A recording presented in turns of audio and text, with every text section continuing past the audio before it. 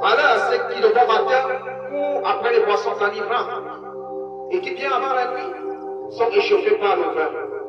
La harpe, le luth, le tambourin, la flûte et le vin animent leur festin. Mais ils prennent bon garde à l'œuvre de l'Éternel et ils ne voient pour le travail de ses mains. C'est pourquoi mon peuple sera soudain enlevé captif, sa noblesse mourra de faim et sa multitude sera desséchée par la soif.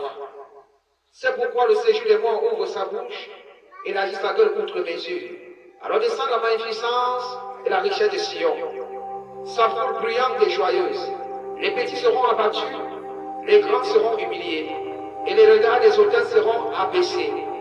L'Éternel des armées sera élevé par le jugement, et le Dieu saint sera sanctifié par la justice. Les brebis paîtront comme sur leur pâturage, et des étrangers dévoreront les possessions ruinées des riches.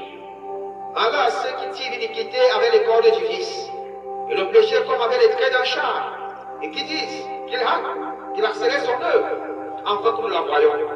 Que le décret des saints d'Israël arrive et s'exécute, afin que nous le connaissions.